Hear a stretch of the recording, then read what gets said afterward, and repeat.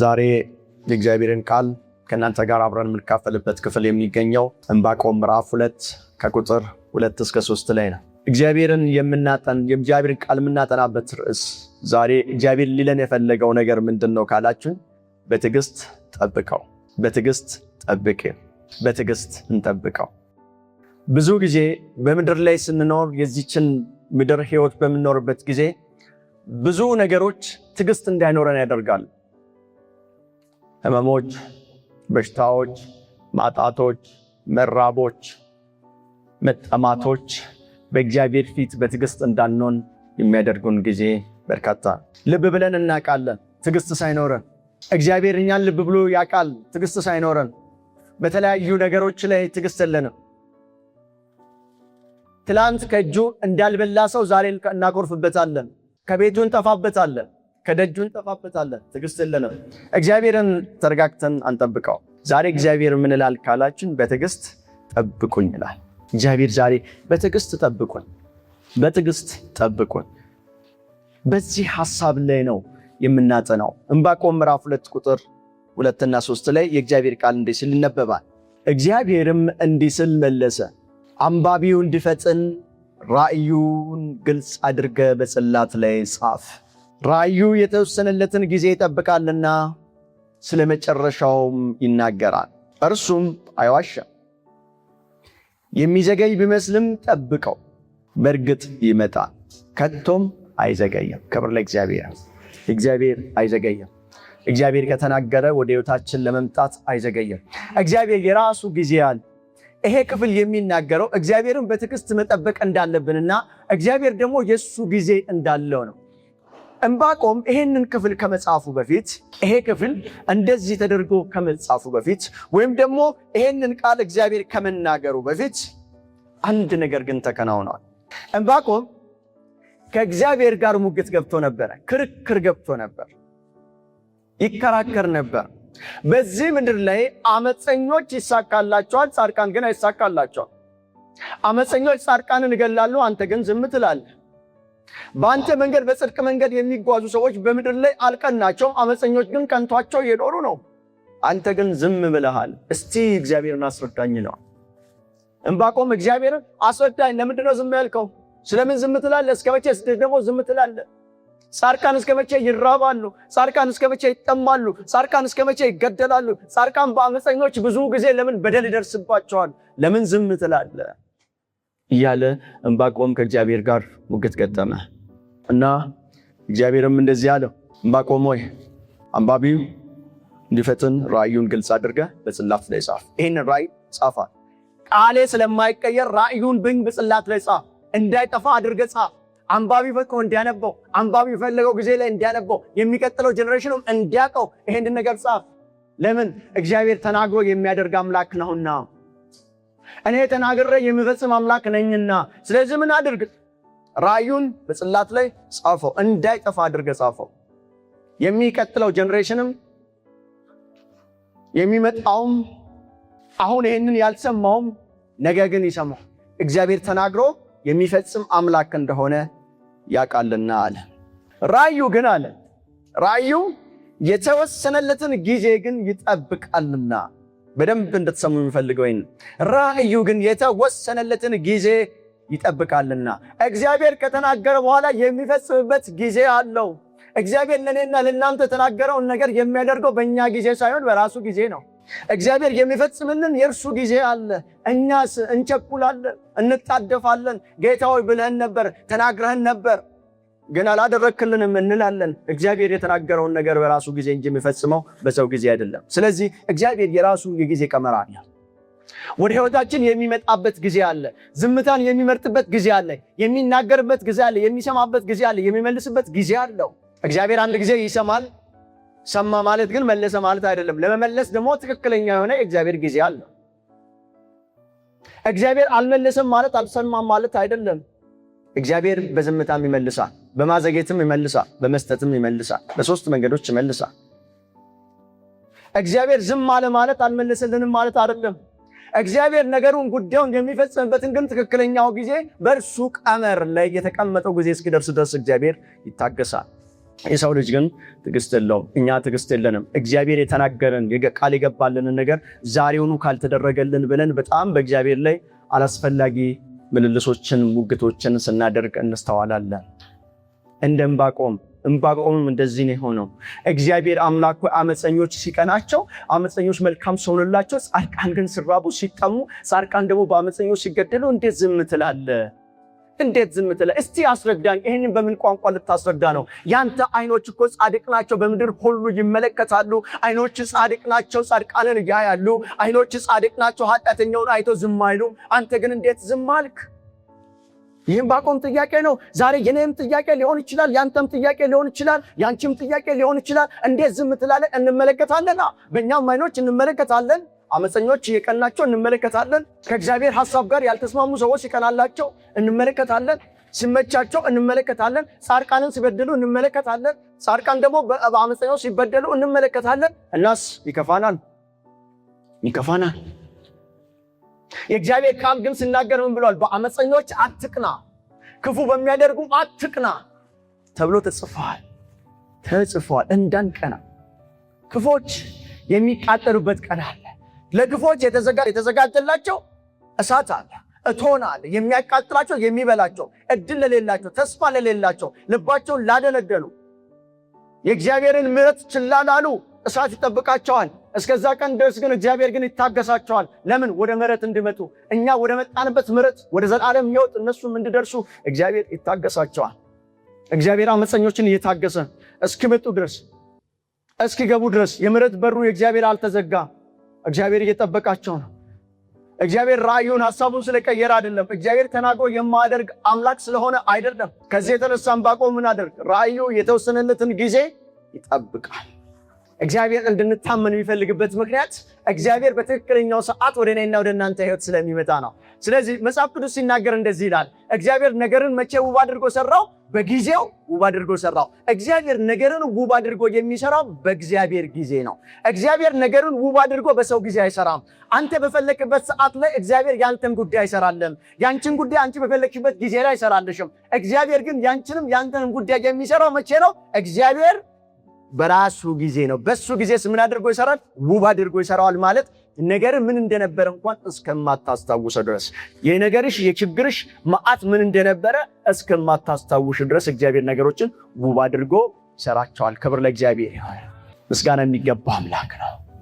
እውነት ልንገዛለት የሚገባን አምላክ ነው። እግዚአብሔር ቃሉን የሚቀይር አምላክ አይደለም። የተናገረውን ቃል የሚለውጥ አይደለም። ሚልክያስ ለእግዚአብሔር ሲናገር እኔ እግዚአብሔር ምንድነኛ? አልለወጥም። እኔ እግዚአብሔር አልለወጥም። ከተናገርኩ ተናግሬያለሁ። መፈጸም ያለብኝ በራሴ ጊዜ ፈጽመዋለሁ አለ። ግን ምን ችግር አለ ካላችሁ፣ እኛ የእግዚአብሔርን ጊዜ አንጠብቅም። እግዚአብሔር ጉዳያችን እስኪፈጽምልን ድረስ በትዕግስት አንጠብቀው እና ይሄ ራእይ አለ። ይሄ ራእይ ስለመጨረሻው ይናገራል።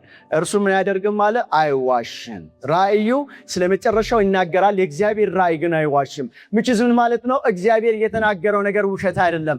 የሚፈጸም ነገር ነው። የሚሆን ነገር ነው። አካል የሚለብስ ነገር ነው። ሲሆን የሚታይ ነገር ነው። እኛ ብቻ ሳይሆን አሕዛብ ሁሉ ሲሆን የሚመለከቱት ነገር ነው።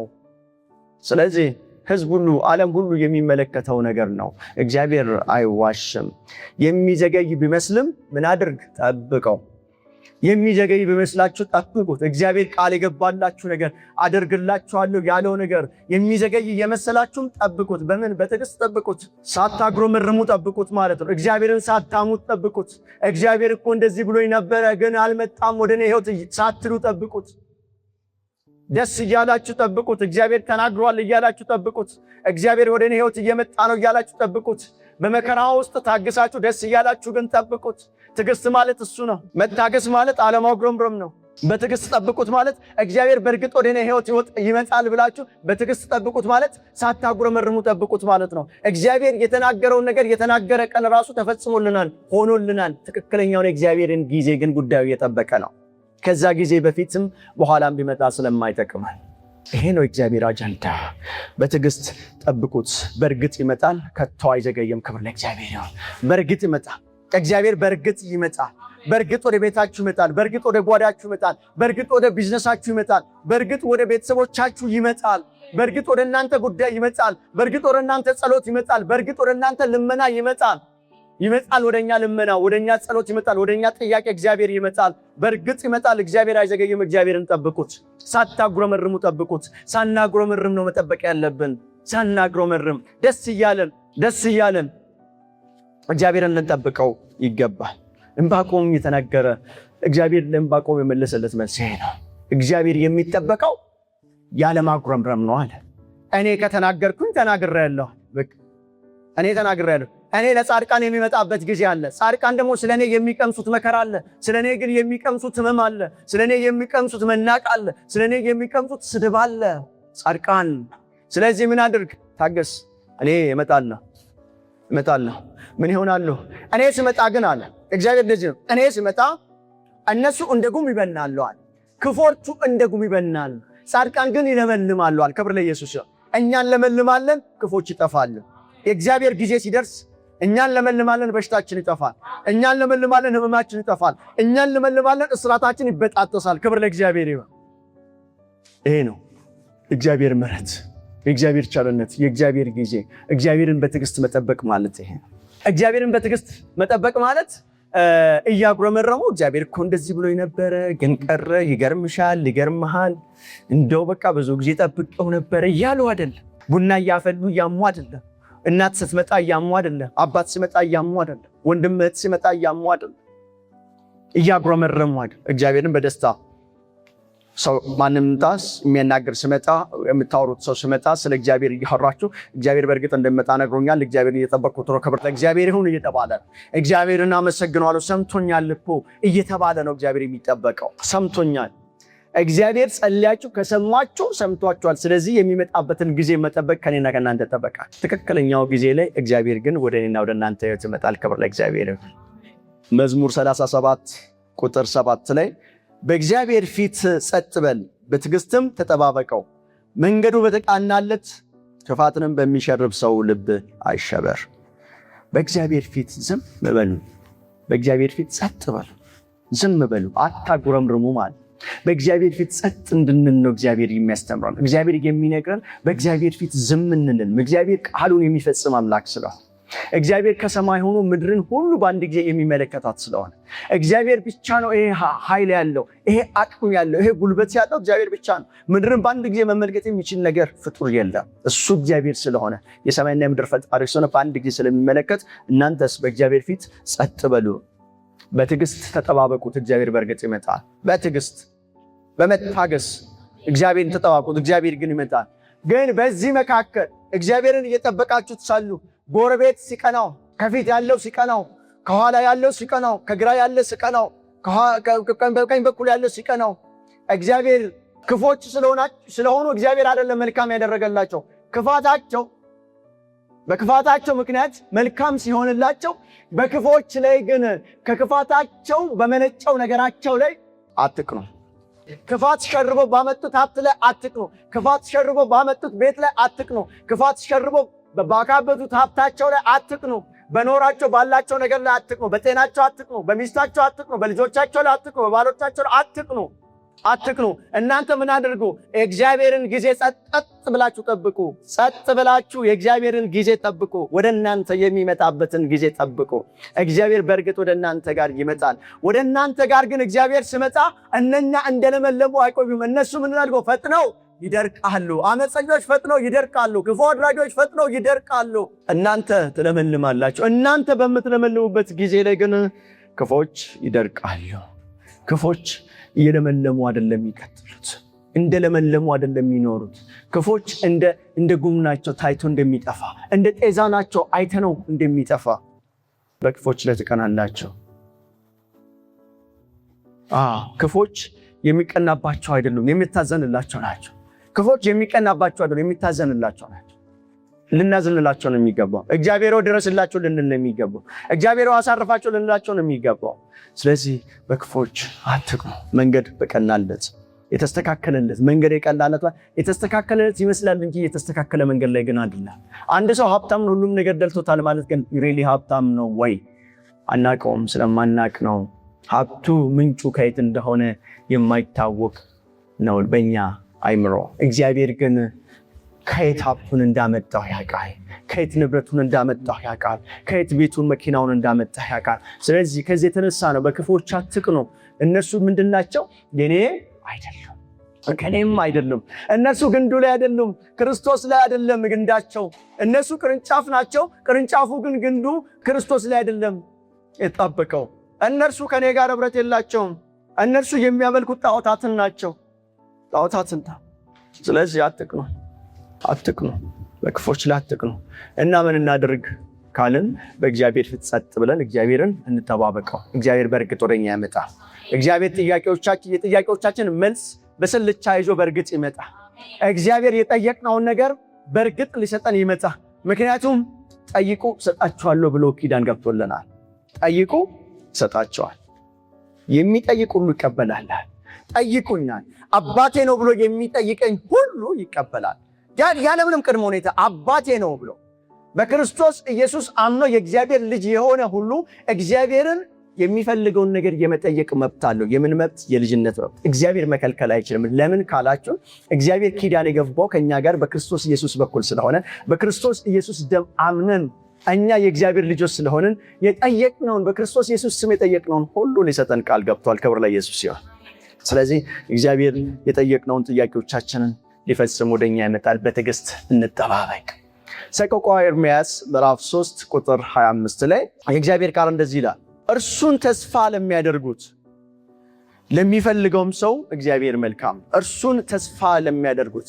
አሁን ይሄ እርሱን ተስፋ የሚያደርጉት የሚለው እግዚአብሔርን ተስፋ አድርገው በትዕግስት የሚጠባበቁ ሰዎች በትዕግስት ሲያጉረመርሙ እግዚአብሔር ወደ እነርሱ ሕይወት እስኪመጣ የጥያቄያቸውን መልስ እስኪሰጣቸው እስኪያሳቅፋቸው ድረስ የሚጠባበቁ ሰዎች እግዚአብሔር ወደ ሕይወታቸው እስኪመጣ የሚጠባበቁ ሰዎች፣ ሳያጉረመርሙ የሚጠብቁ ሰዎች፣ እግዚአብሔር ጤና እስኪሰጣቸው ድረስ የሚጠብቁ ሰዎች፣ እግዚአብሔር በእነሱ ልመና ላይ አካል እስኪዘራ ድረስ የሚጠብቁ ሰዎች፣ ሳያጉረመርሙ የሚጠብቁ ሰዎች እነርሱ ምንድን ናቸው አለ? ምስጉን ናቸው።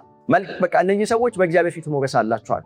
እግዚአብሔርን ተስፋ የሚያደርጉ ሰዎች፣ በችግር ውስጥ ተስፋ የሚያደርጉ ሰዎች፣ በረሃብ ውስጥ ተስፋ የሚያደርጉ ሰዎች፣ በጥማት ውስጥ ተስፋ የሚያደርጉ ሰዎች፣ በድርቅ ላይ ተስፋ የሚያደርጉ ሰዎች፣ በህመም ውስጥ ሆነው እግዚአብሔርን ተስፋ የሚያደርጉ ሰዎች፣ እግዚአብሔር በእርግጥ ይመጣል እያሉ የኃይል ቃል የሚናገሩ ሰዎች ታውቃላችሁ።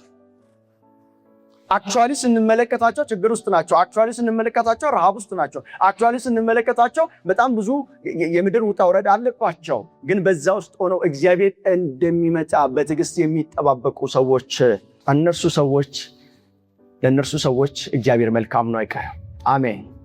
እግዚአብሔር መልካም ነው ለሚፈልገው ልብ። እግዚአብሔርን በእውነት ለሚፈልግ ልብ ግን እግዚአብሔር መልካም ነው አለ። እግዚአብሔር መልካም በቃ ይመጣል። እግዚአብሔር መልካም ነው። ለምን? እግዚአብሔርን የሚፈልግን ልብ እግዚአብሔር ስለሚወድ ኪዳን ስላለው። እግዚአብሔር ኪዳን ስላለው በኪዳኑ መሰረት ቃል በገባልን መሰረት እግዚአብሔር ስለሚፈጽምልን እግዚአብሔር ታማኝ ነው። ክብር ለእግዚአብሔር። ተስፋ የሚለው ቃል የምንጠብቀው ነገር አለ ማለት። ተስፋ ማለት መጠበቅ ማለት። ተስፋ ማለት ቃል የተገባልን ነገር አለ፣ እሱ ነገር እስኪመጣ ድረስ መጠበቅ ማለት። ስለዚህ እግዚአብሔርን ተስፋ የሚያደርጉ ማለት እግዚአብሔርን በተስፋ የሚጠባበቁ፣ እግዚአብሔር የተናገረውን ነገር የሚጠባበቁ፣ አዲስቷን ኢየሩሳሌም የሚጠባበቁ፣ ጽድቅን የሚጠባበቁ፣ የእግዚአብሔርን መልካምነት በምድር ላይ እስኪገለጥ የሚጠባበቁ፣ በጎረቤት ላይ እስኪገለጥ የሚጠባበቁ፣ በቤታቸው ላይ እስኪገለጥ የሚጠባበቁ፣ በማኅፀን ላይ እስኪገለጥ የሚጠባበቁ እነርሱ በእርግጥ እግዚአብሔር ለነሱ መልካም ስለሆነ ከእግዚአብሔር እጅ ይቀበላሉ እናያለን። ክብር ለእግዚአብሔር። እንቀበላል። እግዚአብሔርን በተስፋ ከጠበቅ ነው እግዚአብሔር የተናገረውን ነገር ያደርጋል እያልን የምንጠብቀው ከሆነ፣ አምነን የምንጠብቀው ከሆነ፣ ተስፋ አድርገን የምንጠብቀው ከሆነ፣ ሳናጉረመርም እግዚአብሔርን የምንጠብቀው ከሆነ በእርግጥ ከእግዚአብሔር እጅ ላይ መዝሙር ምዕራፍ 40 ቁጥር 1 ላይ ዳዊት ሲናገር እንደዚህ አለ። መዝሙር 40 ቁጥር 1 ላይ እግዚአብሔርን ደጅ ጠናሁታል።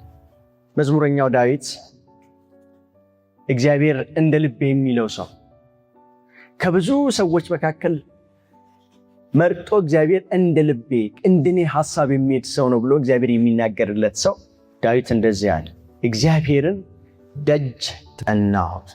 ደጅ ጠናሁት ምን ማለት ነው መሰላችሁ? እግዚአብሔርን በትዕግስት ተጠባበቅኩት ማለት። በትዕግስት እግዚአብሔር ይመጣል ብዬ ተጠባበቅኩት። እግዚአብሔር ያድነኛል ብዬ ተጠባበቅኩት። እግዚአብሔር ያኖረኛል ብዬ ተጠባበቅኩት። እግዚአብሔር ከጉድጓድ ውስጥ ያወጣኛል ብዬ ተጠባበቅኩት። እግዚአብሔር ከጦር ያድነኛል ብዬ ተጠባበቅኩት። በጦርነት ድል አደርጋለሁ እግዚአብሔር ከኔ ጋር ነው ብዬ ተጠባበቅኩት። እዛው ሁኔታ ውስጥ እያለሁ ተጠባበቅኩት። እግዚአብሔርን ደጅ ጠናሁት። ከዛስ እሱ ምን አለ? ዘንበል አለልኝ። ክብር ለእግዚአብሔር። እግዚአብሔርን ደጅ የጠናች ነፍስ ሁሉ እግዚአብሔር ዘንበል ይልላታል። እግዚአብሔርን ደጅ ለጠናች ነፍስ እግዚአብሔር ዘንበል ማለት ግዴታው ነው። እግዚአብሔር ዘንበል ይላል። ዛሬ ለእኔና ለእናንተ እግዚአብሔር ዘንበል ይላል። ደጅ በጠናንበት ጉዳይ ላይ ዘንበል ይልልናል እና እግዚአብሔር ጩኸትን ሰማ።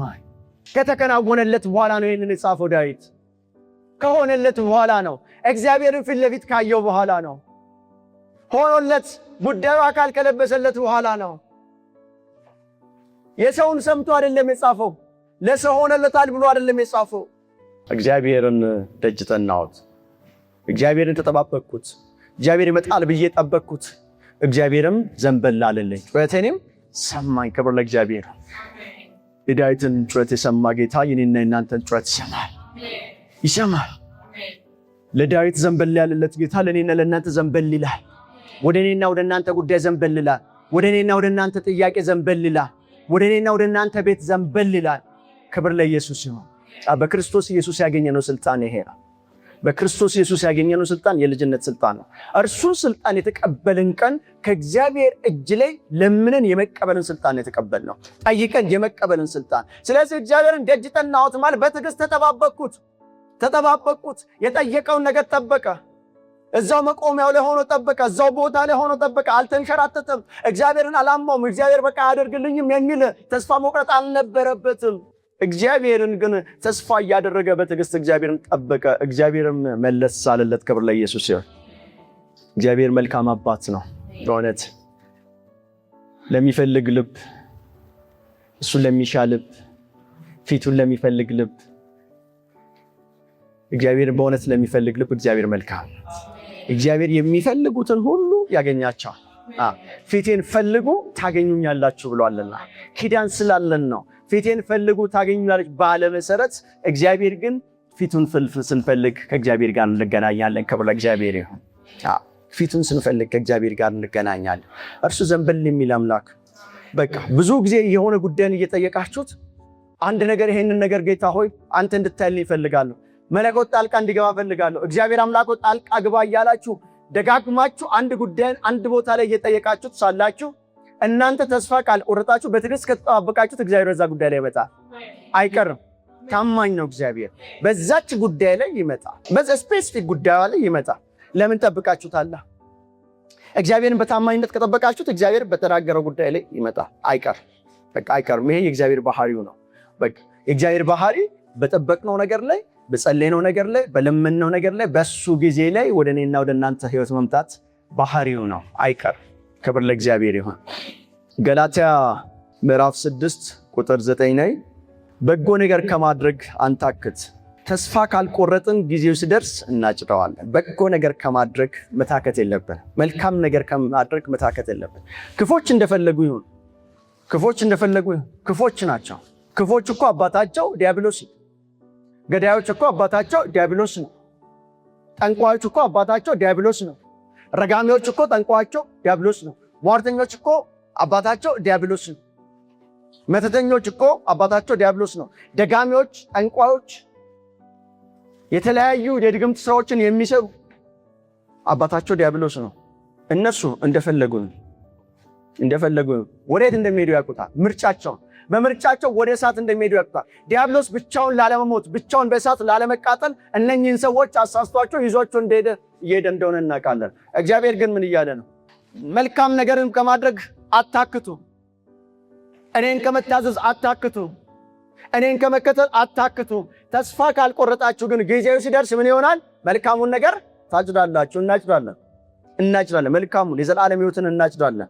በምድር ላይም ደግሞ በረከታችንን እናጭዳለን። የእግዚአብሔር ጊዜ ሲደርስ ግን ሁሉም ይሆናል። ከእግዚአብሔር ጊዜ በፊት አይሆንም። አንድ ነገር ልብ እንድንፈልገው እሱ ዛሬ እግዚአብሔር የተናገረን ያለው እግዚአብሔር ማድረግ እንደሚችልና እንደማይችል ሳይሆን እኔ ራሴ ጊዜ አለኝ፣ በትዕግስት ጠብቁ፣ በእኔ ጊዜ ወደ እናንተ ሕይወት እኔ እመጣለሁ። አታጉረምርሙ፣ ጠብቁ። ስትጠብቁ እኔ እመጣለሁ። ወደ እናንተ ህይወት መጣለሁ፣ ወደ እናንተ ኑሮ መጣለሁ፣ ወደ እናንተ ጓዳ መጣለሁ፣ ወደ እናንተ አጥንት መጣለሁ፣ ወደ እናንተ ደም መጣለሁ፣ ወደ እናንተ መቅኔ እኔ መጣለሁ። ጠብቁኝ፣ ጊዜው ሲደርስ እናጭዳለን። ጳውሎስ ይህንን ሐሳብ ለገላትያ ሰዎች ከዛ በኋላ ለሮሜ ሰዎችም ጽፎላቸዋል። ሮሜ ምዕራፍ 12 ቁጥር 12 ላይ ለሮሜ ሰዎች ጽፎላቸው በተስፋ ደስተኞች ሁኑ፣ በመከራ ታገሱ፣ በጸሎት ደግሞ ጽኑ አላቸው። በተስፋ ደስተኞች ሁኑ ማለት እግዚአብሔር በተናገረው ነገር ላይ ደስተኞች ሁኑ። መቼ? ገና ሳይፈጸም፣ ገና ሳይሆንላችሁ ከመሆኑ በፊት እግዚአብሔር መጣለሁ ካለ ደስተኛ ሁኑ። እግዚአብሔር ይፈውሳለሁ ካለ ደስተኛ ሁኑ። እግዚአብሔር አድናችኋለን ካለ እግዚአብሔር ደስተኛ ሁኑ። ለምን? እግዚአብሔር የተናገረው የሚያደርግ አምላክ ስለሆነ። እግዚአብሔር አደርጋለሁ ያለውን ይናገራል፣ ያደርጋል። እኔና እናንተ ያላችሁ እግዚአብሔርን ስንጠይቀው እንደዚህ ነው። ለምሳሌ ማቴዎስ ምዕራፍ 7 ቁጥር 7 ላይ ጠይቁ ትቀበላላችሁ። ኪዳን ነው። እኔ እግዚአብሔር አልለወጥም ካለ፣ ለቃሌ ታማኝ ነኝ ካለ፣ እግዚአብሔር ጠይቁ ትቀበላላችሁ ካለ በኋላ ስንጠይቅ አይ ያኔ ያልኳችሁ ተሳስቼ ነው የሚል አምላክ አይደለም። እግዚአብሔር ቃሉን ጠቅሰን ስንጠይቀው በቃሉ ታማኝ ስለሆነ ይሰጠናል። ክብር ለኢየሱስ። ስለዚህ በተስፋው ምንድነው? ደስተኞች ሁኑ። ስንጠብቅ ተስፋ አለ አይደል? እግዚአብሔር የተናገረን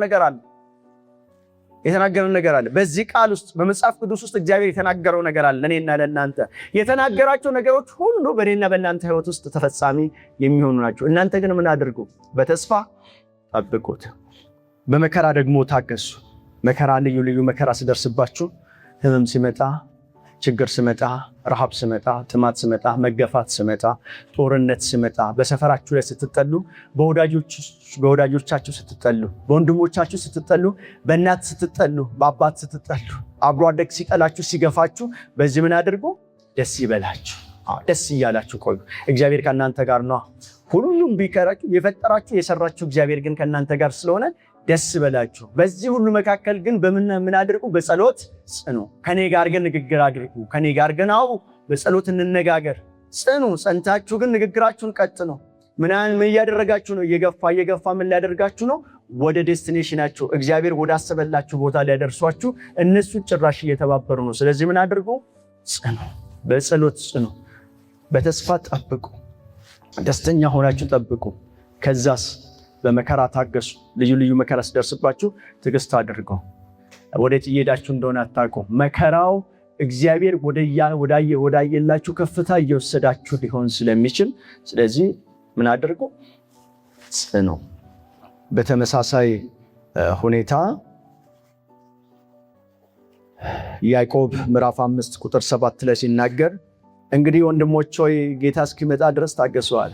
ከተማ የሰራልን፣ መብራት የሌለው ከተማ የሰራልን ኢየሱስ እስኪመጣ ድረስ እና ከዚህ ምድር ደግሞ እስኪወስዳችሁ ድረስ ምን አድርጉ? ታገሱ።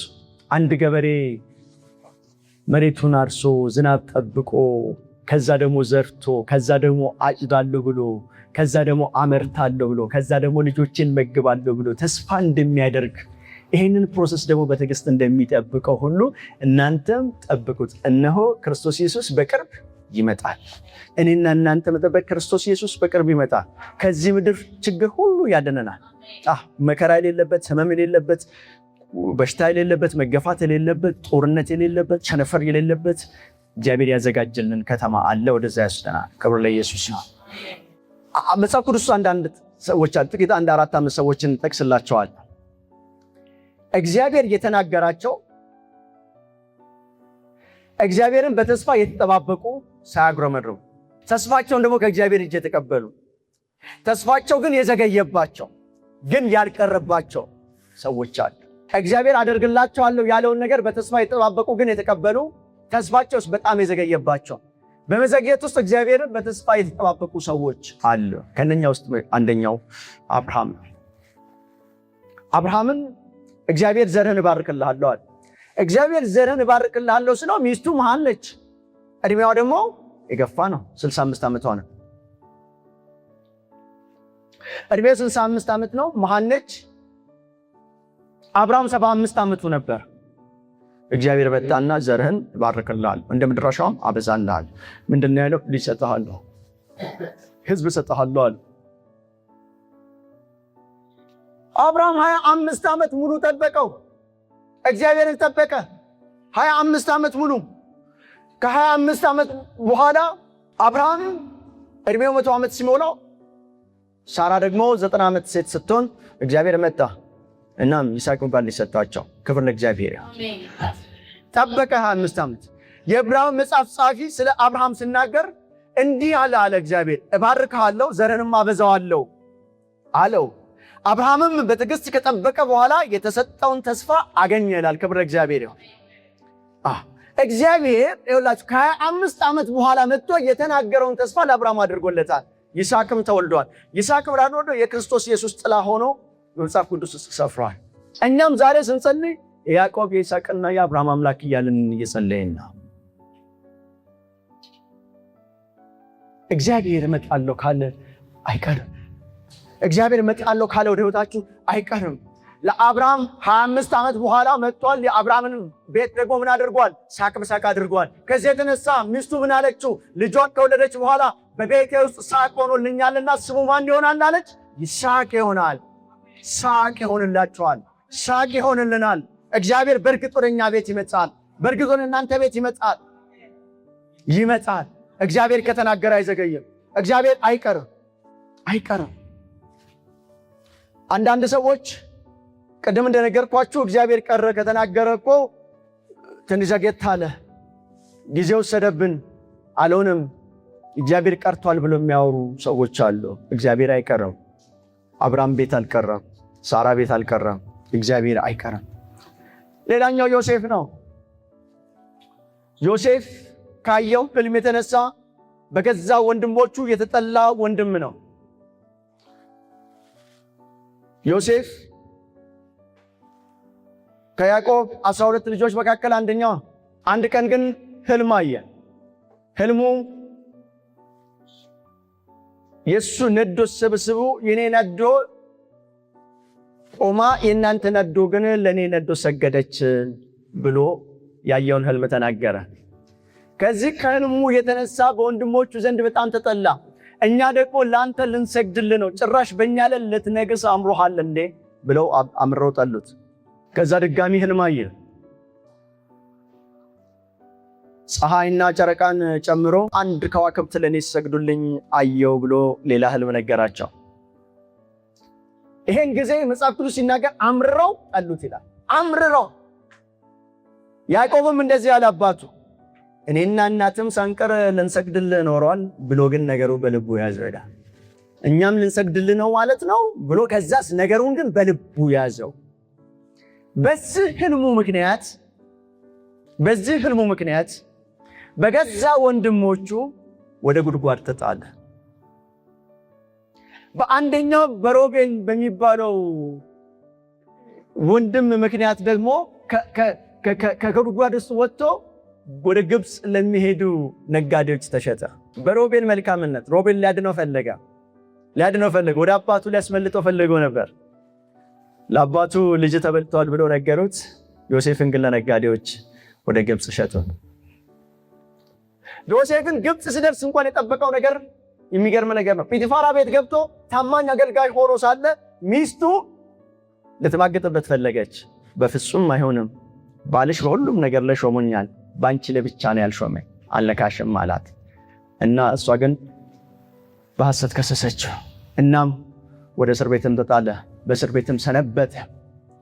ከዛ በኋላ ግን እግዚአብሔር የተናገረው ነገር አልቀረም።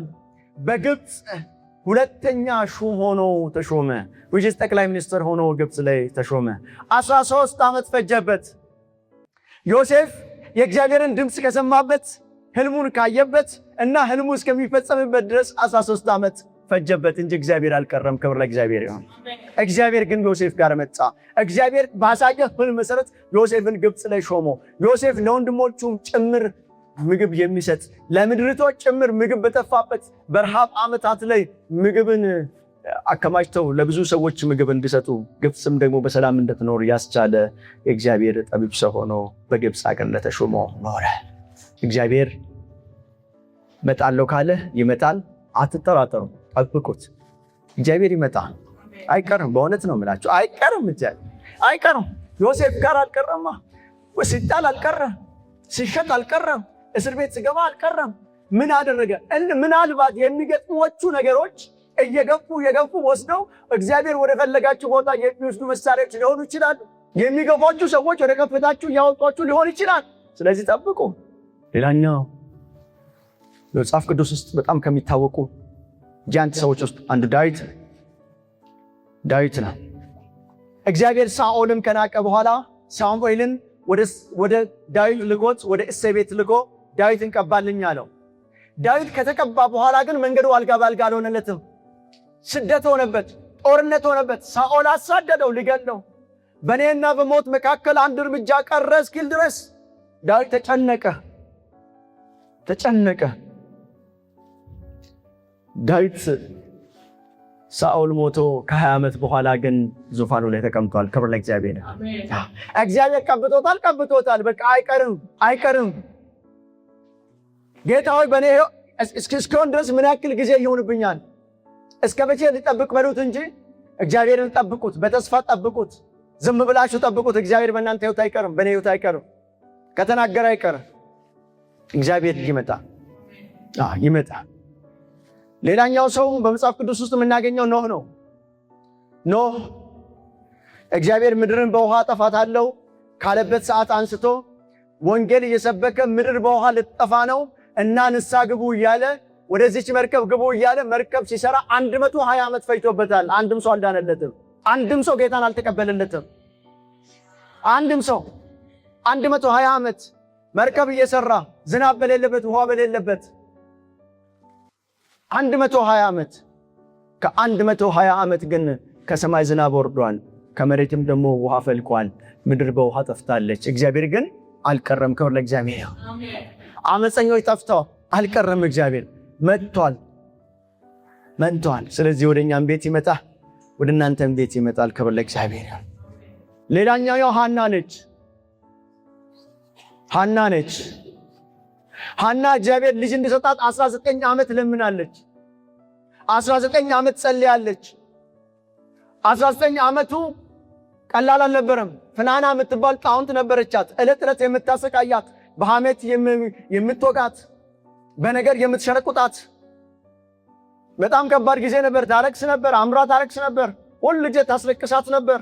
አንቺ ልጅ የለሽም፣ የኔ ልጆች አሉኝ እያለች ታስጠንቃት ነበር። ከ19 ዓመት በኋላ ግን እግዚአብሔር ሐናን አግኝቷታል። ሳሙኤል የሚባል በጣም ታላቅ የሆነ ነቢይ ወልዳለች። ክብር ለእግዚአብሔር። 19 ዓመት ተጠበቀችበት ሚስጥር ለካ እግዚአብሔር ሳሙኤል የሚባለውን በጣም ጃንት ሆነ። በጣም በቃ ከዳን እስከ ቤርሳቤ ድረስ ገዥ ሆነ። ሰው የሚሰማው ሰው፣ ለእግዚአብሔር የተገዛ ሰው፣ እግዚአብሔርን ሐሳብ የሚያንጸባርቅ ሰው ልትወልድ ኖረዋል።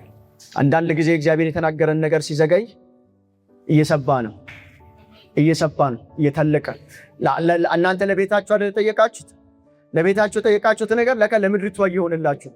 ለቤታችሁ አንቺ ለልጅ ረሃብ የጠየቅሽው ልጅ የለኝም የማህፀኔን ክፈት ብለሽ የጠየቅሽው ለምድሪቷ ሁሉ እየሆነ ነው። ሐና የጠየቀችው ለልጅ ረሃብ ነው። በቃ ልጅ ስለሌላት ነው። ለእሷ ቤት ባለ ልጅ ልትባል ነው። ልጅ አላት፣ ማህፀኗ የተከፈተ ነው፣ እዚች ሴት ልትባል ነው የጠየቀችው። እግዚአብሔር ግን ምን አደረገ? ለምድሪቷ ሁሉ አደረገ። ይኸው ዛሬ ስለ ሳሙኤልን እየሰበኩ ነው፣ እኔ የተናገርኩ ነው። ክብር ለእግዚአብሔር ይሁን። እግዚአብሔር አይዘገይም። እግዚአብሔር ይሰራል። እግዚአብሔር ያደርጋል። እግዚአብሔር መልካም ያደርጋል። ስምዖን የሚባል አንድ ሽማግሌ ነበር፣ በቤተ መቅደስ ውስጥ የሚኖር። በመጽሐፍ ቅዱስ ውስጥ በጣም ረዥም ዓመታትን ከፈጁ ትንቢቶች የመጀመሪያው የክርስቶስ ኢየሱስ መወለድ ነው። ክርስቶስ ኢየሱስ በዘፍጥረት መጽሐፍ ላይ ክርስቶስ ኢየሱስ ይወለዳል ተብሎ ከተጻፈበት ጊዜ አንስቶ ክርስቶስ ኢየሱስ እስከተወለደበት ጊዜ ድረስ ወደ 4000 ዓመት ገደማ ነው። 4000 ዓመት። በኢሳይያስ ከተናገረ ደግሞ ኢሳይያስ የሚባለው ነቢይ ከተናገረ ደግሞ 750 ዓመታት ገደማ ነው ክርስቶስ የተወለደው። እነኚህን ሁለት ትንቢቶች የሰማ ግን አንድ ስምዖን የሚባል ሰው ነበር። በቤተ መቅደስ ውስጥ ሆኖ ኢየሩሳሌም ላይ ቤተ መቅደስ ውስጥ ሆኖ የእስራኤልን መጽናናት የሚጠባበቅ ስምዖን የሚባል አንድ ሽማግሌ ነበር።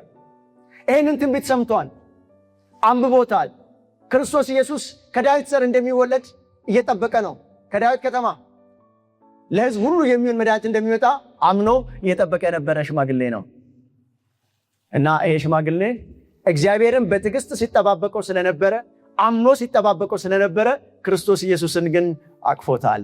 ክብር ለኢየሱስ ይሁን። ተወልዶ አቅፎታል። ክርስቶስ ኢየሱስ ለመገረዝ 8ኛው ቀን ለቤተ መቅደስ በሄደበት ጊዜ የዛን ቀን ክርስቶስ ኢየሱስን ሲያየው አወቀው። ሕፃኑን ሲያየው አወቀው። ይላችሁ ሲጠብቁ እንደዚህ ነው። በእግዚአብሔር ተማምናችሁ የምትጠብቁ ከሆነ ሕፃኑን ከብዙ ሕፃናት መካከል ለየው። አምጪው አላት። ሊባርከው እኮ አምጪው። አሁን ባሪያህን በሰማይ አሰናብተው፣ ዓይኖቼ ማዳንህን አይተዋልና አለ። አሁን በቃ በሰላም አሰናብተኝ ማለት አሁን ላንቀላፋ፣ የተናገርከኝን አይቼዋለሁ፣ ይኸው የጠበቅኩትን ይኸው አየሁት፣ ከዚህ በኋላ አንድም ቀን መቆየት አልፈልግም አለ። እግዚአብሔርን በተስፋ የሚጠባበቅ ነፍስ የጠበቀችውን ነገር ታቅፈዋለች። እግዚአብሔርን በተስፋ የምትጠባበቅ ነፍስ የጠበቀችውን ነገር ትወስደዋለች። እግዚአብሔርን በተስፋ የምትጠይቅ ነፍስ የጠየቀችውን ነገር ትቀበላለች። እግዚአብሔር እንደዚህ ነው። ዛሬ ከሁኔታዎች ወጥታችሁ፣ ከኑሮ ውጣ ውረድ ወጥታችሁ፣ ሁኔታ ከሚመስለው ነገር ወጥታችሁ፣ በማይመስል ሁኔታ ውስጥ ሆናችሁ ግን እግዚአብሔርን በተስፋ ተጠባበቁት። እንጠባበቀው። እግዚአብሔርን በተስፋ የምንጠባበቀው ከሆነ በእርግጥ እግዚአብሔር ወደ እኔና ወደ እናንተ ሕይወት ይመጣል። ጥቂት ሰዎችን ያነሳውላችሁ መንፈስ ቅዱስ ስለነኚህ ሰዎች እንድናወራ ያደረገበት ምክንያት ምሳሌ እንዲሆነን። ዕብራውያን መጽሐፍ ጸሐፊ እንደዚህ ይላል፣ እነኚህንማ የሚያካክሉ የእምነት የቀደሙ አባቶች ካሉልን ታዲያ ምን ያስፈልገናል? እንዴት እኛ እንደክማለን? አሉልና ምሳሌ አላ የሆነ ነገር አላ ሆኖ ያየነው ነገር አለ። ስለዚህ ሁሉም ነገር ሆኖ ተመልክተናል። ለዳዊት ሲሆንለት አይተናል። ለሐና ሲሆንለት አይተናል። ለስምዖን ሲሆን አይተናል። እና እግዚአብሔር አይቀርም። ለእኔና ለእናንተ መልካም ያደርጋል። ክብር ሁሉ ለእግዚአብሔር። የረዳን እግዚአብሔር ይባረክ። እግዚአብሔር ያገዘን እግዚአብሔር ይባረክ። በእውነት ልባችንን የደገፈው እግዚአብሔር ይባረክ። የመጣው መንፈሱ የተባረከ ይሁን።